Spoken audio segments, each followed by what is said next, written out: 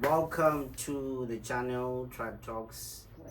Another day, another time zone. I am here joined with my brother, one of my guests. He's going to join me for my first episode. His name is Emmanuel G-Man. What's up, my brother? How are you doing? Good, bro. How are you? I'm fine, thank you. It's good to be here, Yeah, it's nice to see you. Yeah, good to be back in kind of Queensland. special. Right, so today, the reason why I'm joined with G-Man, we are going to talk about some current affairs, what is going on in the world right now.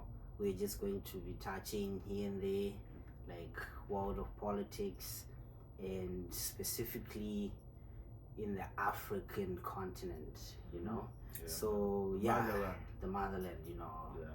Yeah, so G-Man, welcome to the channel. Man, thanks, man. It's good to be here. Today is a good day to be alive. It's a good day to be. It's a good day to be grateful to God for even having the opportunity to be present today, right? I know, right? Sometimes we have to use this opportunity to also shed light on others who are losing the opportunity to be alive with us. So I know, right? that's why Thank we're you here so much today. for saying that. And as much as we consider ourselves African or sort of like Pan-Africanists, it's also our duty to report and shed the light on what's happening on the African continent, and just giving our brothers and sisters some light and love, and just discuss on what's happening. So today, talking points, we are going to be talking about Rwanda. So you are from Rwanda. I am originally from Rwanda, yes. That's good, bro. I don't know if I would say I'm from Rwanda, but I can say I'm originally from Rwanda. Originally, yes. And then My tell us parents about... are from Rwanda. Good. Also, since your parents are from Rwanda, you grew up somewhere like in Malawi, Zimbabwe. Different African countries. I grew up all over Africa, man. I've lived a little bit in Congo. I've lived a little bit in Burundi. Wow, you also lived in Congo, bro. Yeah, we've lived a little bit in Tanzania. Lived a little bit in Malawi. A lot in Malawi. Lived in a little bit in Mozambique. In Zimbabwe. I've been to Mozambique and Zambia and Ghana. So in South Africa. So many African places. Wow, that's kind of special. Yeah. So you are actually in the heart of this. So can you tell me, by any chance, did you, let's say, after you were born, experience some of these things that are happening, let's say, like the regional conflict between Rwanda, and we're going to get more into like specifically the Goma city. So I'm not from Goma, but the story really is the same. The thing is, everybody knows about the genocide against Tutsis in Rwanda. So that genocide did not end there. There was a continuation of events after the genocide. A lot of things took place that time. Some were, civil, some were political. Okay. And some things prolonged and took longer to cease. So some of the things that happened were that, Rwanda, before the genocide, from what I've learned, because I was born during the genocide, so I could only speak so much to what was happening before I was there. But what I've learned was that Rwanda, before the genocide, there was a government, a functioning government, led by Emmanuel, who was the president that was killed before the genocide. Okay. And so some of these militias who were soldiers of that government, when the genocide was stopped by RPF, they fled to Congo. So that's what we've been told. Yeah. That some of these people fled to Congo, and now they live in Congo. And so that means in Congo there's people who live in refugee camps and people who don't live in refugee camps, right? Who were probably refugees from Rwanda at the time. But we also know that there's also other Rwandans who were already living in Congo before the genocide. So like the Banyamulenges, for example. That's just one example. But there are so many others. So many different tribes also. Yeah, so there's areas in Congo that are named, right? And they are named after these tribes of these Rwandan people. Like, I have come to learn this over time. I was not raised in Rwanda. I was not raised in Congo. Right? I lived there in Congo a little bit, but I was a baby. We were fleeing from war. Yeah. So, but what I've come to learn is, for example, there's Masisi. And there's people who are Banyamasis. So Masisi is another different type of part of Congo. Yeah. Then there's like the Mulenge Mountains in Congo. And there's a tribe called Banyamulenge. Which are like mostly being spoken about right now. They are part of the M23. Yeah. So you can understand if you are named after a mountain in Congo, even if maybe let's say you are not from Congo, but that means you came to Congo a long time ago. Yeah. So it's unfair for someone to come 50 years after and say, hey, you are not Congolese. 50 years after, 60 years after, you know, and say, hey, you are not Congolese. Yeah. Just think about that. Think about, right now we live in Canada. In Canada here we have Europeans, we have natives, we have Zimbabweans, we have Congolese, we have Nigerians. Everybody after 7 years, 5 years, after 7 years, 9 years, they are citizens. Yeah. So imagine now they'll give birth to kids, give birth to other kids, and give birth to other kids. So imagine 50 years from now, we come back and we say, they're not Canadians. By the way, you guys are not Canadians. For an example, your kid right now. Then you're like, oh, why are we not Canadians? Because you guys came here as refugees. Yeah. So mostly I can see this is like the crazy thing right now. It's so crazy. And we are going to let's hear what because this conflict between the M23 and is it between the M23 people with the Congolese government? So that's the other funny part of the story. Yeah. So in Congo, this is a very rich country in minerals. Yeah. So there's a lot of people who go to steal from this place. We don't have evidence of a lot of these things. No, the evidence is there. Yeah, because trust me, it is there. Yeah, we can unpack it. Yeah, but we don't have physical evidence of a lot of these things because nobody gets the opportunity to go there in the first place. You can't go to a war zone and take evidence. You know, it's hard to do that. So nobody has like actual videos of like somebody stealing gold and going to Rwanda and taking gold, or somebody stealing gold even within Congo. Nobody has these things, right?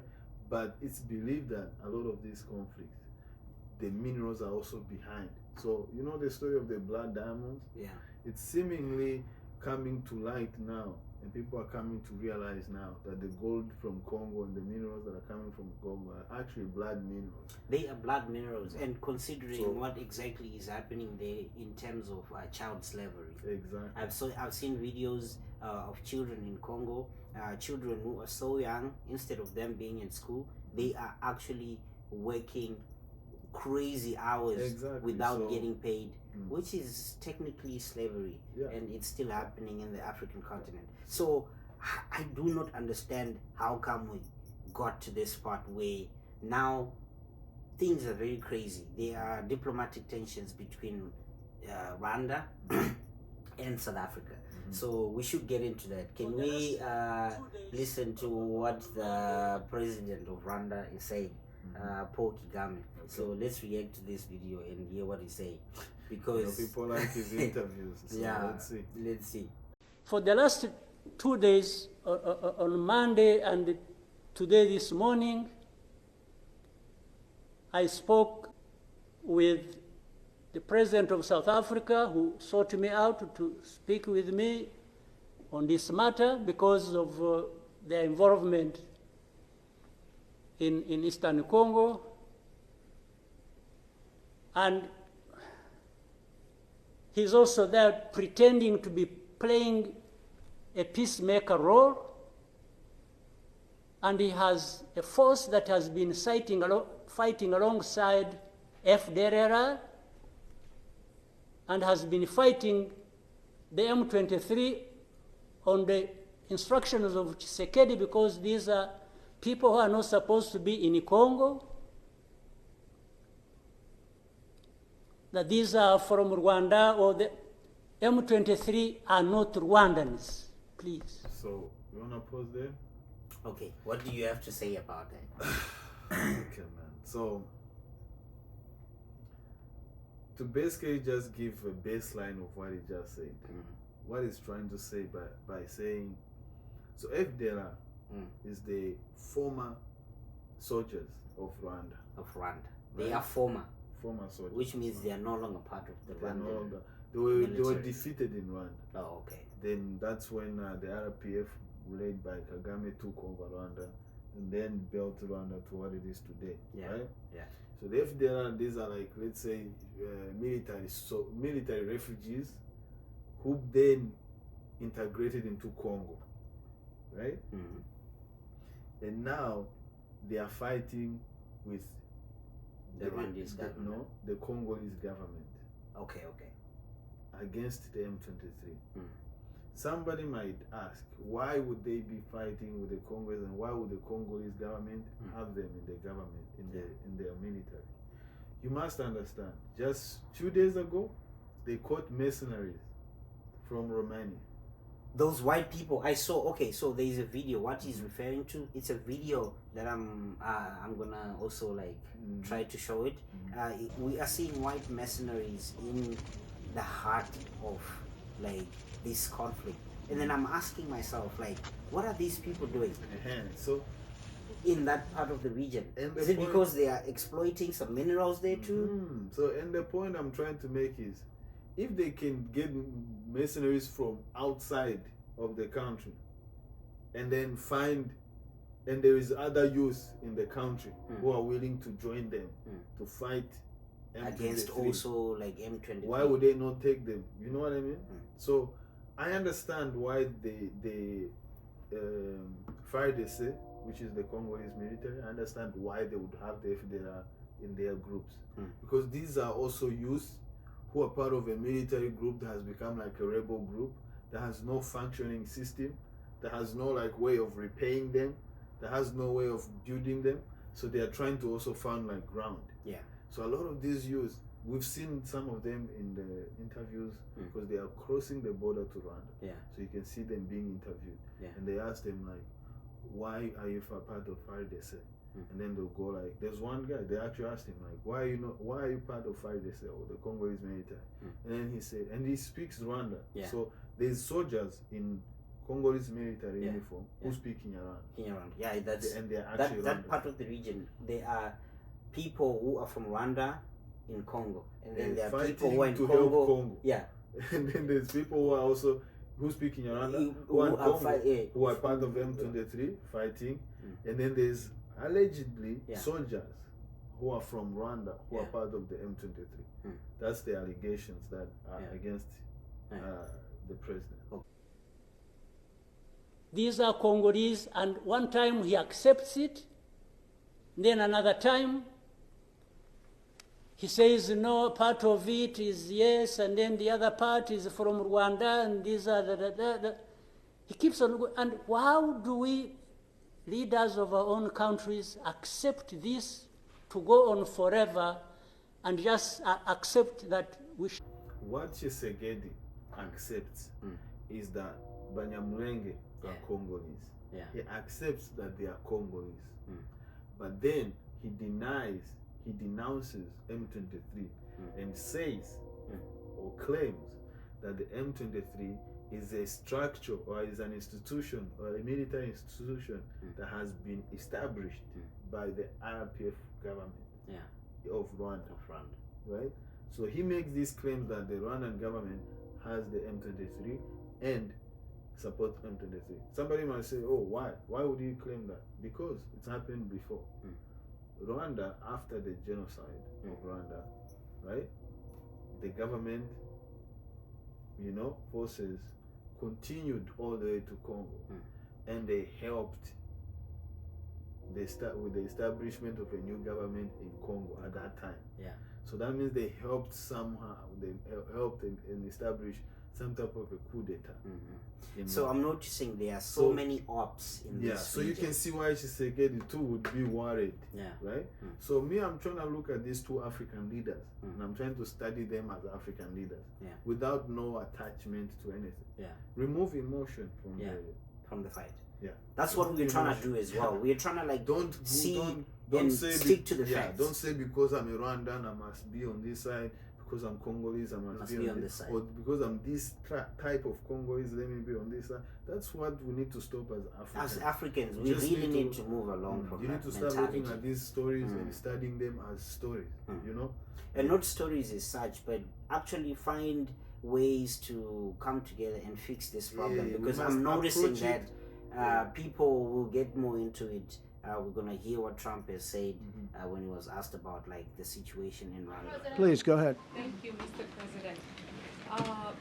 The situation in the Democratic Republic of the Congo is getting worse, even though President John Lorenzo has been mediating the conflict between Rwanda and the Democratic Republic of the Congo because he wants to bring peace and stability.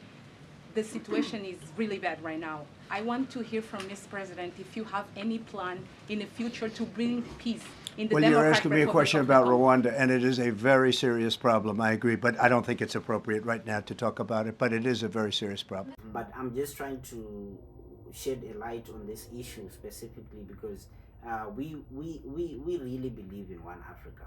And we are noticing that it's a far-fetched dream now considering what's happening. And this is actually Paul Kagame fighting with Cyril Ramaphosa, and he's actually responding to what Ramaphosa is saying. Yeah. So he is alluding that Cyril Ramaphosa, the South African president, is claiming sometimes that the M23 is from Rwanda and what. So now, remember, this March 23 movement, often abbreviated as M23, is also known as like the Congolese Revolutionary Army. So what I do not get is, these people, are they trying to take over resources? Because I know at the end of the day, it's about territory and resources. That's the only reason why there's so much conflict in that region. There's no any other reason. They have their claims, right? Again, we have to go with what they say. If we can't go with what we think, you know? What they've said is that, and they have provided like videos and proof of some of these issues, right? Is that the Tutsi tribes that live in Congo, they are persecuted on a daily basis by other civilians. Okay. And the government of Congo doesn't do anything about that. Yeah. And they also make claims that the government of Congo or the leadership of Congo fuels this behavior or this idea of being okay with killing these Tutsi tribes. Yeah. So these tribes over time, on March 23rd, which is M23, that's where they drive from. Yeah. That's the time they realized that agreements that had been made to stop these issues were not being met. Yeah. Then they were like, you know what? We're going to create our own army. Now, that's the story that's being told. Yeah. And that's why they're going to war. So this part of Goma now is where most of them, I would say like in Masisi, you know, it's where they're from. So this area that they're fighting in is where most of them live. And they claim that they are fighting for their territory, basically. Yeah. In the end, this is a very dangerous thing to be discussing. Yeah. Because it's more or less like you're trying to divide yourself from the rest of Congo, right? Which Congo, the rest of Congo will probably not allow you to do. So at one point, all these groups have to reach to a point where they have to calm down and actually just discuss. Yeah. Because if there's no discussion, there's no end to the conflict. Exactly. Let's keep going. We'll get to that. Shall be manipulated by Tshisekedi or whoever is supporting him. And South Africa dares even issue threats about what is likely to happen after that and so on and so forth. Of course, we will see what threats they are talking about. Maybe they should have done that exactly for which they have been issuing threats. They should have done it to clean up the mess in Eastern Congo or to fight back those who have been trying to clean up the mess. So then you have the whole international community just confused. They talked about Rwanda, they talked about the Nairobi process. Honestly, even here, maybe you will help me understand what all this means. The processes became an end in themselves. And the people leading these processes became more important than the results of the processes. The Nairobi process became a Uhuru process. Then the Rwanda process, it's like you can't say anything that will displease President Lorenzo. Definitely, this does not help deal with such a serious matters as we are faced with today. All right. So wait, just reacting to this That's a lot video. to unpack, That's a lot to unpack. Just watch after watching this video. I'm like, this is crazy, man. We are at a point where It's a lot. it's a lot, bro. So my question is, what do you think South Africa's interest is right now? Because, by the way, some of the South African Defense Forces soldiers, they were killed in the battlefield, right? I think the M23 kind of killed some of them and injured some of them. So It's a battle. it's a battle, right? So my question is, why is South Africa sending troops to a place where, like, it's so far from South Africa, man? South Africa. Like, why? South Africa. What's the involvement of South Africa? What's the interest in South Africa being in this battle? South Africa is part of SADC, and so is DRC. They have made an agreement with DRC that they'll be supporting the Congolese forces.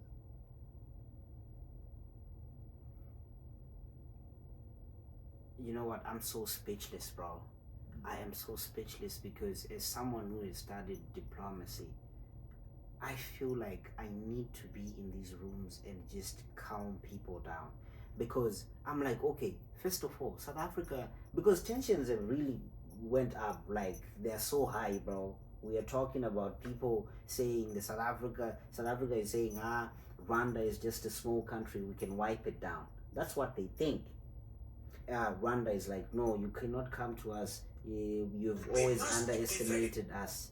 You know, Rwanda is like, you've always underestimated us. We are also capable of fighting back. But guess what? You need to understand. Guess what, my brother? With war, nobody wins. Yes. With war, wait, let me just finish and then I'll let you get to. We're gonna get to Lumumba as well. But here's what I want to tell you, bro. With war, nobody wins. Once you say, yeah, we are going at war, nobody wins, and it's just regular people, ordinary people just paying the price. So I'm like, with Africa, where we are right now, we have crazy poverty.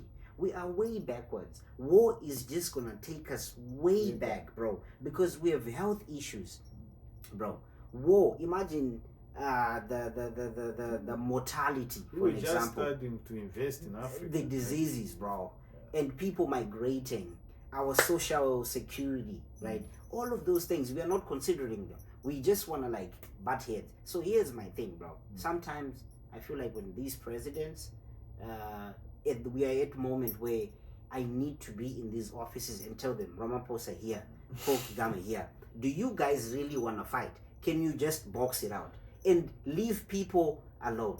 Because we really need to stop this warmongering, and all of this is not going to get us anyway, because now they really want to fight.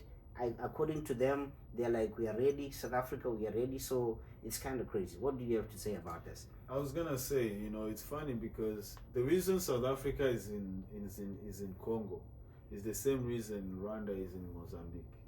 It's the same reason Rwanda is also in other African countries. I didn't know Rwanda is in Mozambique too. Rwanda is in Mozambique. Wow. Yeah. So Rwanda is in Mozambique. Rwanda is in many other African countries where there's conflict, right?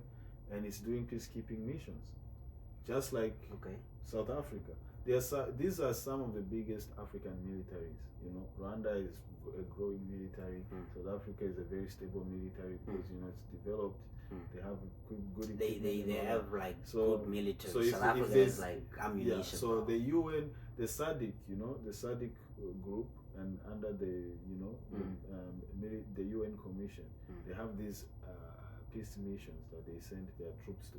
Yeah. So it just happens that South Africa's troops have to go to Congo. And this is not the first time. Remember we talked about they've last done time it before.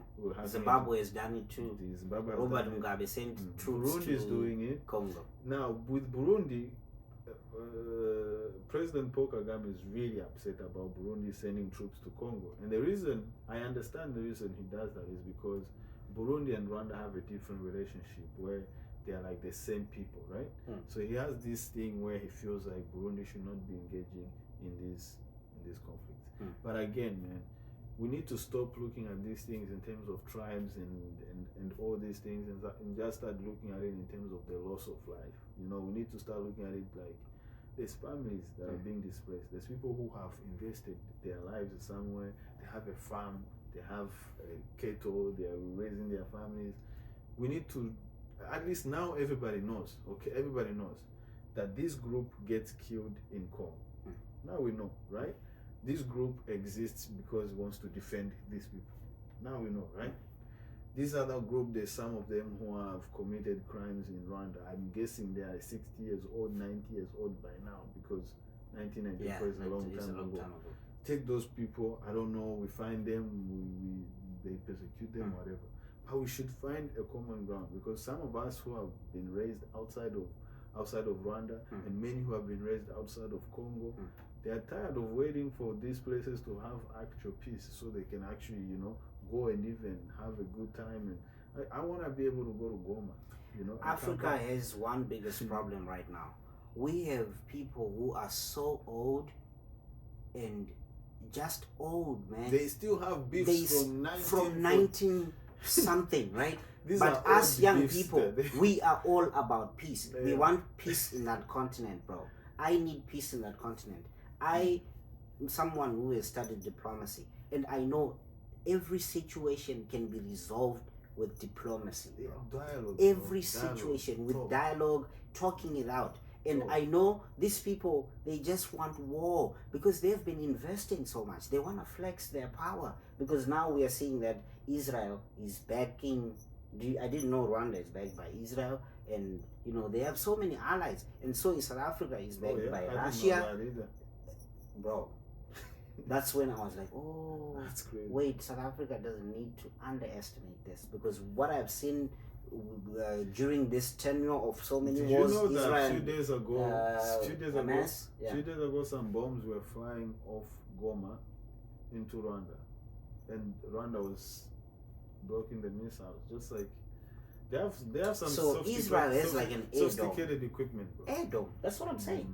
So crazy. South Africa doesn't know that. Yeah. They think maybe with all the ammunition that they have, they might win this war. But with war, bro, now wars cannot be won only in the battlefield. They have drones, they have technology.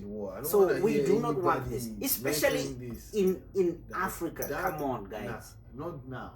Not in Africa, no, come on. It's gonna take us way back. We need right now. We need investments. We need people to come to our continent. We need to unite as Africa. Even build our own ammunition and fight the others. Because if Africa unites, the other continents are just gonna be bankrupt. Because we are just in this war because of resources. But guess what? With all of our resources as Africa, what Gaddafi has said, because remember they killed Gaddafi, we're going to get into that a little bit later, because they just didn't want a united Africa because they were going to get bankrupt, right? There are resources in this, but if us Africans come together and be like, let's unite, one thing we have to first build is our military, because if we have a strong military, we can be able to fight what's going to come next. Because guess what?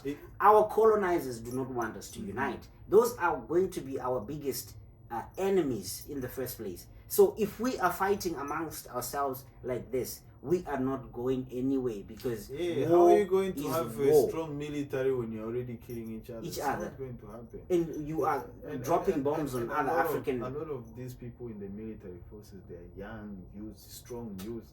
People could really be Nice. productive. People could be in construction. The People future, could bro. be doing like police work. You know, people could be building Congo itself. You know, this thing of saying these are Rwandans, they should go back to Rwanda. These are this should go back. Why? In Africa, we why? need new Why do you leaders. care? That's even- all I'm going to say. I'm Okay, not if they go criticizing back to everybody. Rwanda, right, and they move to Rwanda, and then these other people stay in Congo, right? You really think in the next 10, 15 years there will not be any Rwandans back in Congo? That's crazy. Is it even possible? No, it's not. It's not. possible. You're asking for something that's impossible. We're Yeah. neighbors. It's like saying Malawians should never go to Zambia. Or But do you know, or before people- Malawi was Zimbabweans called don't go to Malawi. South Africa. Yeah. You've tried to stop Zimbabweans from going to South Africa. It will never happen. They will go because they have families this side and families this side. You know, that's how borders work. Bro, you know? I don't know what to say. Let's listen to our professor. Let's go. We must be very clear that the Banyamulenge are not Rwandese. The Banyamulenge or the Tutsi who are to be found or who are found in Kivu are Congolese. Because the colonialist border put them in DRC, Congo, and some in Tutsi does not make them Rwandese. So the M23 was created deliberately for the purpose of protecting the interests of the Tutsis who are Congolese citizens. However, it must be understood that there have been accusations and counter-accusations, with the administration in Kinshasa saying that the Rwanda administration is aiding the M23. Rwanda, on her part, has said that because the war spills over into Rwanda occasionally, they are always on a defensive and sometimes in an offensive mode. And you will remember that when Felix Tshisekedi took over power, there was a time indeed when he visited Kigali and gave the Rwandese the right to move into the territory of Congo to deal with other rebel groups which were a threat to Rwanda, in the same way that he also did to the Ugandans. The fallout now. So this is a big issue, and it's not the first time happening. It's been happening for some years. You see? Wow. Is that diplomatically there is now a problem between Rwanda and the Democratic Republic of Congo, and the accusations are that the Rwandese administration is using M23 to destabilize DRC and also to take resources. But I believe that if we are to look at the issue in an objective manner, this is not the time to apportion blame. This is the time to ask ourselves, how can we stabilize that area? And that will require, among other things, that all the combatants are called to a round table. The argument, for example, that comes from the Kinshasa administration that they cannot have a face-to-face meeting with M23 is without merit. You know what kills me about Africa? I think I've mentioned this before, right? Is that we want to copy politics, right? We want to call ourselves democratic and have these political systems and instill them and move our African values and everything and copy politics, but we don't want to accept everything that comes with politics. Politics comes with economics, right? Congo, right, is a country that has been ripped off for centuries, brother. For centuries. Congolese people have never benefited. The Congolese population, and I'm talking about like not the elites, 5% of Congo. I'm talking about the Congolese people have never benefited from the actual minerals of Congo. That's the first thing, right? But why is this the case? The reason they don't benefit from those things is because they don't even have, even themselves, a system of governance that allows them to benefit from these things. And this is what they say. They say, the reason we don't have these things is because we can't, because Rwanda will not allow us. Right? That's always the argument that they make. But let's say you agree to the terms of the M23. The request that the M23 make to Congo is that they become integrated into the Congolese system, military, everything. In the US, right, we have the United States of America, right? These are different states that came together and formed the country. Different laws too. With different laws. The M23, if they say they are Congolese, they must come from somewhere in Congo, right? Which I'm assuming is the Mulenge Mountains and Masisi and wherever else that they live, right? If they stayed in those areas, and the government of Congo builds roads, systems, a way to tax, a way to collect revenues, and all those things, this can be a very big market hub with both Rwandan and Congolese populations and even other populations. Because trust me, you will find Nigerians there, you're going to find Zimbabweans there, you're going to find every African there. As soon as there's peace, you can never have Congo to just Congolese people. It will never happen. It has never happened. You are fighting for a goal that's very unachievable. Yeah. You know what I mean? You will never have Congo to just Congolese. To just Congolese. As soon as Congo has peace, I myself, I will go there, man. I'm gonna open a business in Congo, bro. Yeah.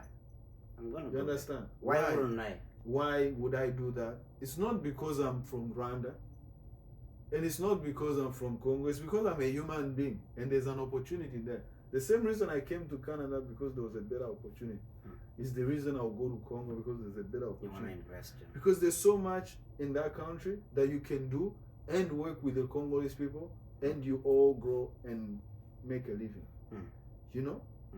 So I'm just saying, what this man is saying is very clear and fast forward. These are Congolese people. So, according to France 24, war in DRC East will be a push for diplomatic means to end this conflict. News 24, lives are at risk. EFF calls for urgent sitting of parliament to discuss the DRC conflict.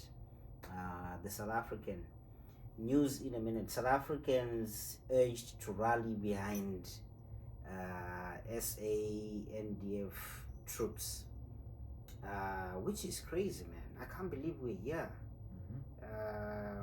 Rwanda. Tensions escalate between Rwanda and South Africa over DRC conflict, fears of a potential war zone. So this is just scary to me. It shows that we have leaders who are incompetent. I'm so sorry to say that. I don't wish anyone to die or anything, but I'm sure at this point, all of these old guys, we just need to just part ways with them. They cannot resolve anything, because I can see post-colonialism, after we took our own independence, we are seeing this crazy politics that you were talking about, where people don't even benefit from the resources of their own country. So now we need new leaders, people who are going to prioritize Africa growing our own economies, trading amongst one another.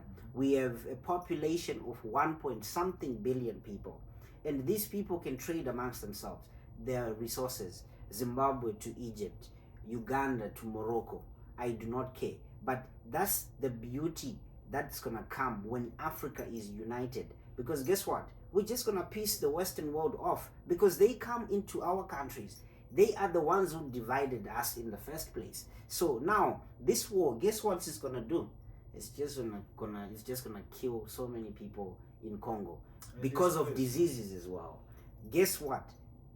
Because of this war, so many people are gonna die. I'm looking at like the health crisis that's happening in Congo, considering the vaccines and all of that. Because it's insane, because Congo hasn't seen peace in a very long time. This country is really.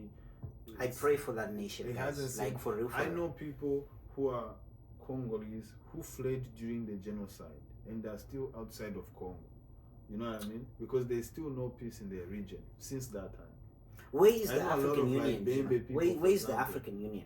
Why is where's the African and Union? that's the funny I thing. do not That's the see funny any initiation to make some meetings That's of exactly the funny peacekeeping. thing. For the past 30 years, we've had the African Union, we have the United Nations, The South African We've had the SADC.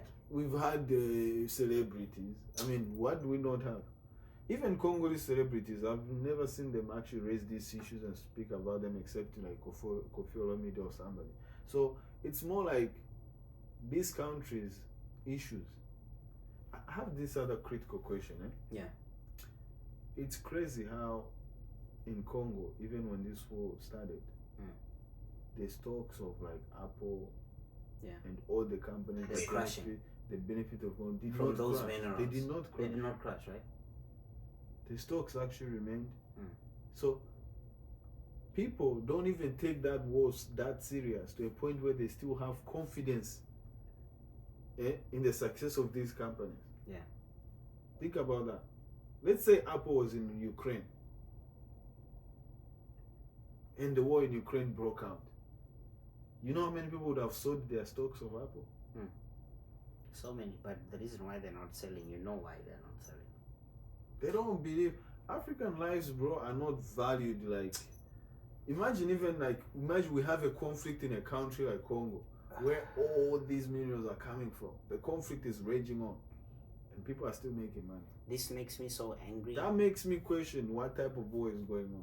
That makes me question how are these people, maybe they're not even being affected. Maybe they are in the war zone. Maybe they are benefiting from the war.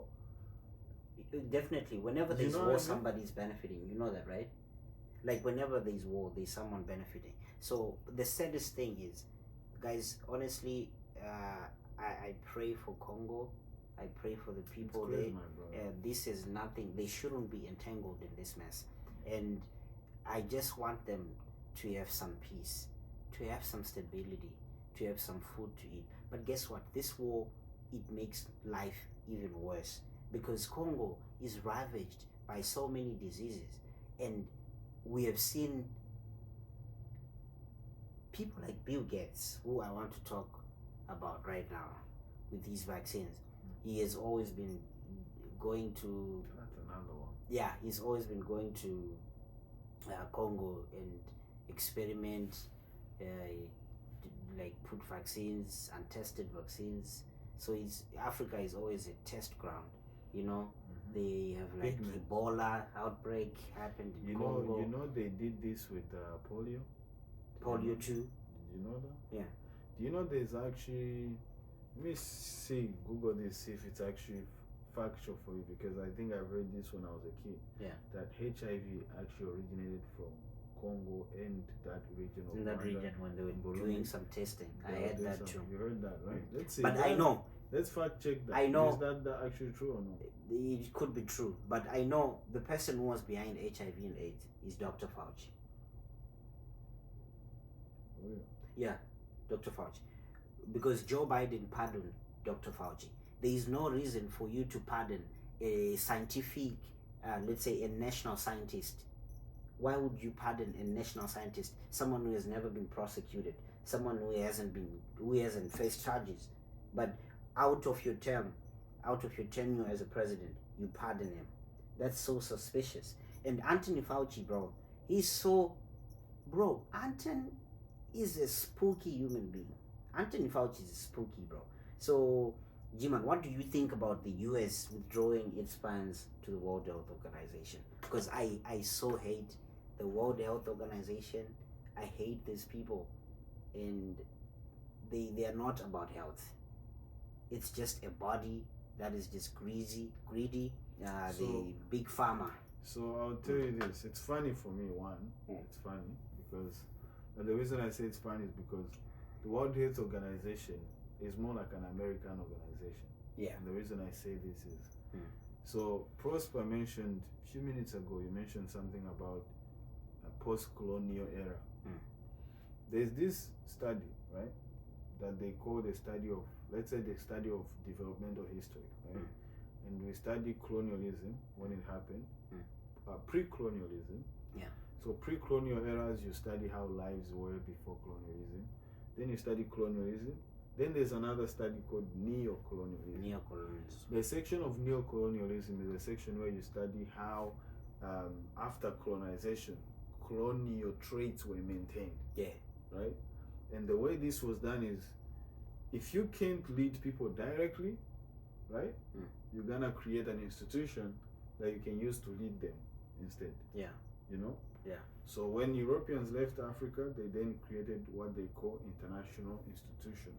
Yeah. These are the managing institutions. You have the IMF, which was in charge of money. Yeah. The IMF is in charge of basically making sure that the US currency is what it is, the euro is what it is, you know. And then you have the World Bank, which is involved with money itself, and then is the one that works with the IMF to provide loans. Yeah. Then they have the World Health Organization now. This body here just branches off from this to now deal with health issues, right? And then you have the World Trade Organization, the WTO. Yeah. That one is the one that determines if this product is from China or it's from India. So for you to have copyright, international copyrights, like international countries having copyrights, Yeah. they go through World Trade Organization. All these institutions were formed through support and donations and whatever and conditions, and then they were being evolved.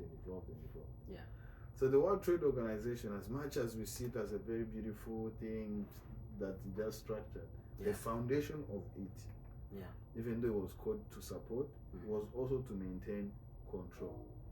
Now Trump is fond of doing things like this. He did this with NATO. NATO benefits the US. Even though he says they give so much into NATO and whatever, it benefits the US because NATO helps the US maintain its power as a superpower. You know? Because all those countries that are part of NATO bow down to the US, which are all the superpowers in the world.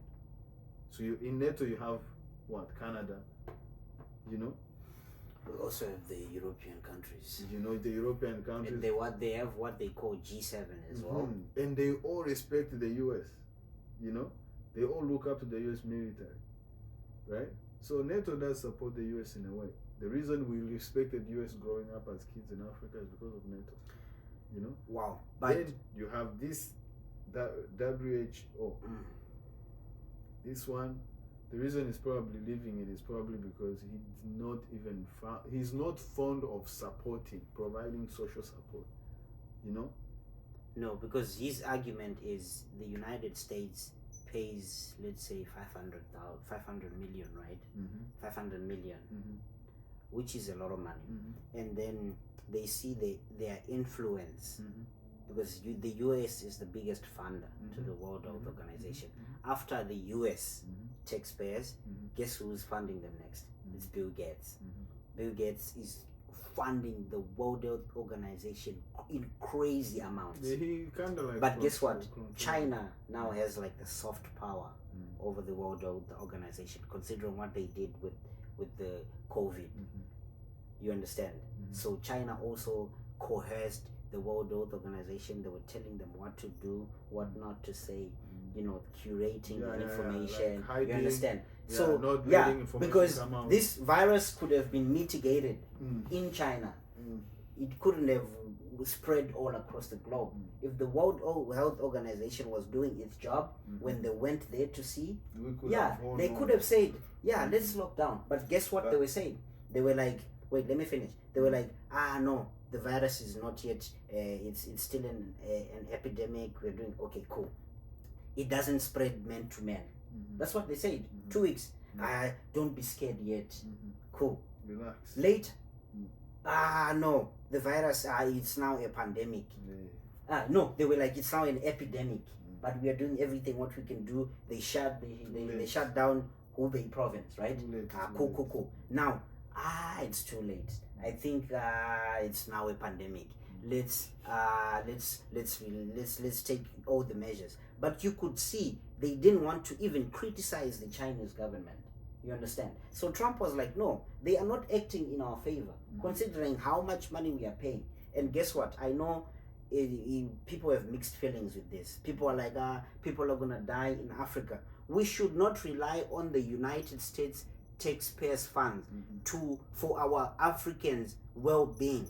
We are capable enough of creating a structure, of having a good health. Us Africans, on our own, we do not need funding. We do not need anybody to come and tell us what to do. I wish we could actually move on as Africans and be independent and fund ourselves and do business on our own, not actually listening to other people and say, now people are gonna die because of ARVs, especially South Africa. Ramaphosa was like, America, Donald Trump, please leave us alone. And that's what exactly Donald Trump did. He actually withdrew the fund to the World Health Organization. And I saw some other Zimbabweans crying, saying, my salary used to be $2,500 US.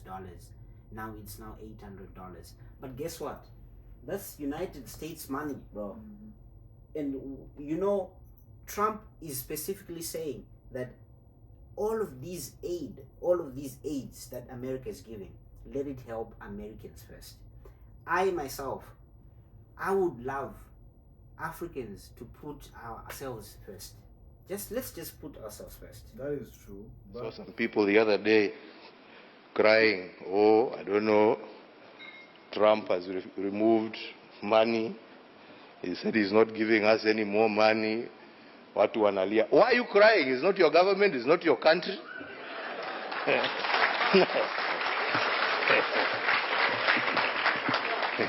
He has no reason to give you anything. I mean, you don't pay taxes in America. He is appealing to his people. Shauri yenu bana.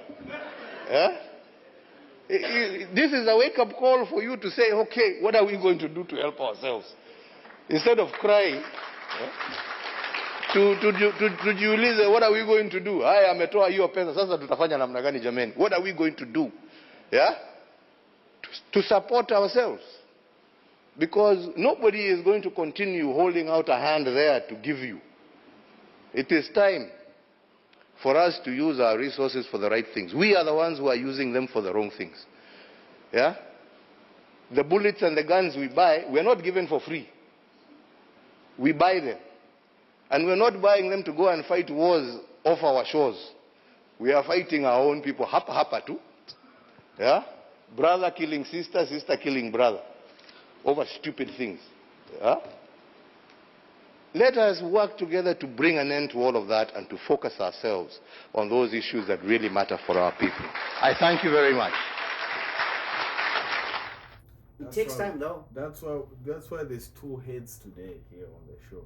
That's why we're here to talk about this and dive in from different perspectives on the ground.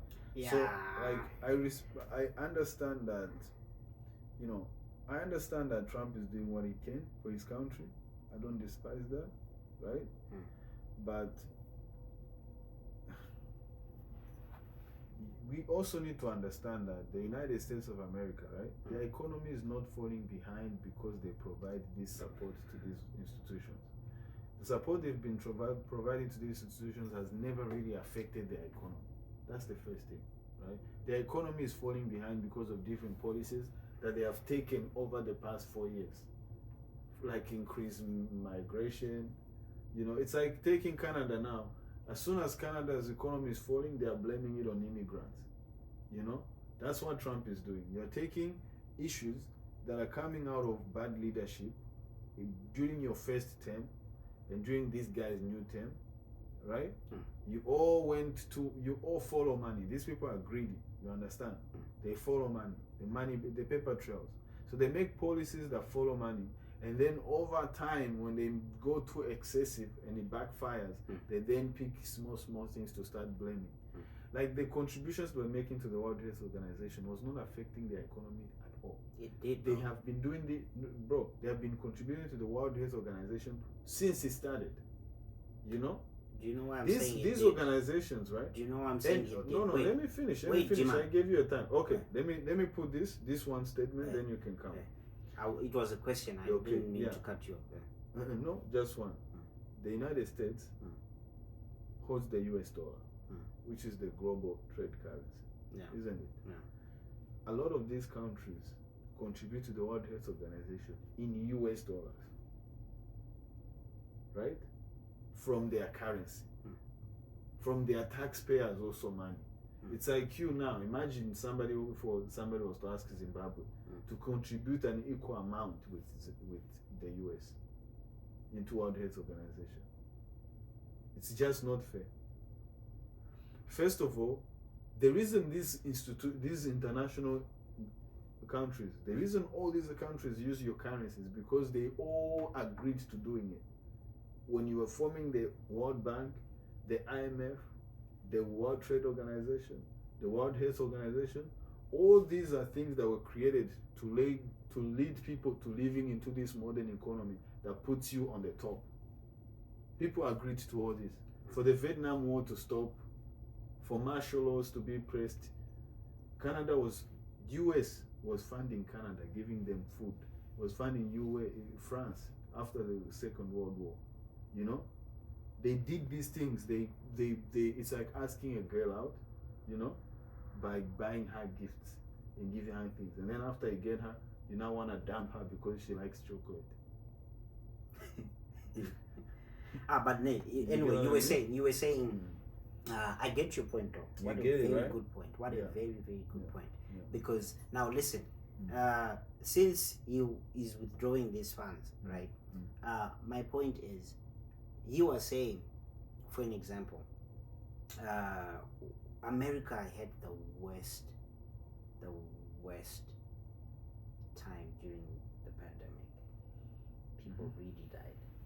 So if the World Health Organization is a body that really cares about health, then they have failed doing their job. Simple. Exactly. Should I answer to that? Fire them. Fire who? It's Fire the deep the state. You know when they say the I deep state? understand that it's the deep state. There's but actually a big industrial pharmaceutical complex that you don't even know. Listen, so let's say this. Where do you start? There's even a chance that's what he's trying to do. There's a chance that he's actually trying to switch up things. Because one thing with Trump, if you look at the things he's been doing, this guy is business minded, so he's using money to make change. That's why he tariffed Canada. Now the borders are being fixed. You know, Trudeau is finally speaking like a normal prime minister. He's being eloquent. Everything he says now, we can understand. You know, he's no longer repeating. He's now speaking our language. You guys shame me for that. Trudeau. He's finally understand what he's saying. This guy has been mumbling for years. Mr. Justin. Let's see what's happening. As soon as Trump said 25%. Yeah. What happened? 25%. We are going to fight back. We are going to. Trump hits Canada February 1st. Groundnews.com. You guys, if you really want some good news, there's this groundnews.com. So they're saying Trump to hit Canada, Mexico with 25 tariffs on Saturday. Read this for the people, man. Okay, so let's go into the article. This is from. Don't do this again, please. Okay, so Ottawa planning pandemic level relief for workers, businesses if Trump imposes tariffs. So guys, we are going through a lot. Canada. Do you know what they are talking about? I know, bro. The $2,000 a week check. Guys, we are going through a lot. Canada is really, Don't take this money. Canada is really, really, really, really going through a lot. Do you want to expagorate on this? Because I can. No, you can go ahead, bro. But this is a scam, bro. This is a scam. You know, they gave us money during the pandemic, and people thought it was free money. No. Why do you think everything is free? They are saying that they want to. Nothing for free. They are saying that if Trump hits Canada with the same measures as he did, they are going to bring back the pandemic level relief for workers, businesses. Oh and no! I'm wondering what that is. This is Canada should American cover for this is so catchy, but I know. Oh no! You want to read the article? So ban U.S. procurement. Wow! Oh. Wait, let's keep going. Let's keep going. That's crazy. Shout out to Grand The initial iteration is coming out on Monday. So So- Monday we'll know what exactly Canada is planning to do. Yeah, what's up? What's up? I heard he resigned, but it seems like he's still in power right now, bro. He's still making decisions. He's in there until March. So, March. what was the reason to resign then? The resigning is, it's like you're giving, you know how when you quit a job you have to give like 2 week notice? Notice. Yeah, the Prime Minister, you know, it's until March. Yeah. Yeah. He's out still. So, guys, thank you so much for joining us on this first Yeah, episode. it's been an hour. You are going to see us more often. Next week, we are going to indulge more into the Canadian economy and the West Side specifically. I know we just like touched on the Canada economy and stuff. We were mostly focused on the African continent, Yeah. and I wish our people of Africa well. And Jiman, what are your closing remarks? Hey, listen, African issues are global issues. Global issues are African issues. You must understand what happens in Africa, what happens in Canada, US, UK, everywhere in the world affects Africans, if not directly, indirectly. You must follow the news. You must understand what these people are talking about. You must understand their policies and their approach to development and politics and the way they look at us, so that you are able to actually protect yourself in the long run. Yeah. With my brothers and sisters, you know, stay humble. Welcome to our channel. Thank you so much for anytime. joining us. My brother is always here to spit the facts, you know, and let you guys know what's going on in the streets of Africa. Yeah. That was So- a simple take on.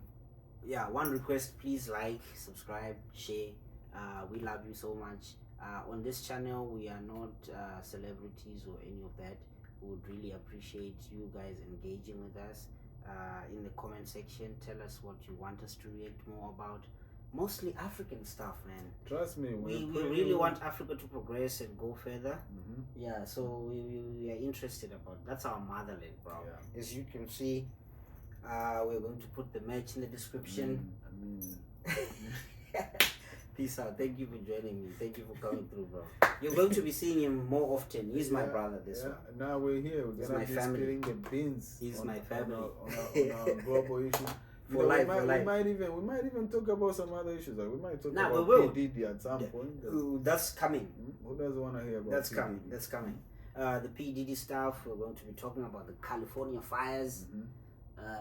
We're going to be talking about. I think there's some crazy things about that as well. Yeah. There's some crazy things. I know the fires happened like a couple of weeks ago, but there is more stuff. There is more conspiracy stuff. Because nowadays I believe in conspiracy theories. do. Well, I they've believe in turned out to everything be now. true almost all the time. I don't believe the mainstream media. Mhm. Please research more. This discussion of today, we were trying to find out more about what's going on. It doesn't mean that we know everything what's happening in Africa at this moment, but we're just like sharing what's on the ground. And I wish the people of Congo well. Africa should unite.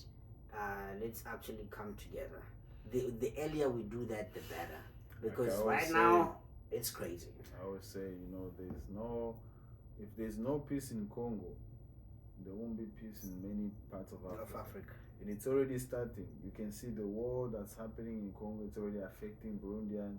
It's already affecting South Africans. There's a South African who lost a brother today. Bro, You know, tell me about it, and, man. And Tell me from about there, it. you're gonna These hear things. some Oh, Ugandans no. losing family members, and then very soon, who knows. So it's good sometimes to try to stop things before they go too far. We need Let's to not slow- escalate the situation. Yeah, we need to slow down. As Africans, we need to start valuing our lives. We need to start caring that peace is more important. We need to go back to farming.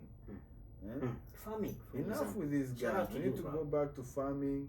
We need to go back to trading goods and services. Amongst African We nations. need to go back to young people riding bicycles to make money.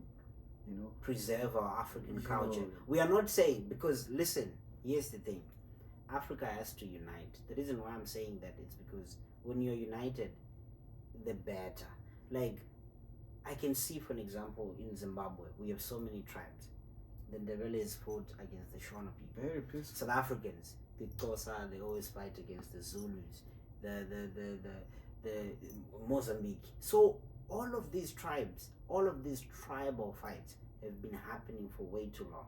But how about we put that aside and let's learn to respect each other's cultures, right? We are not saying if we have a one united Africa, we are going to, like, let's say, just become one and all of these cultures are now extinct and they have one culture. It's impossible because in Africa we have so many languages. But let's embrace that.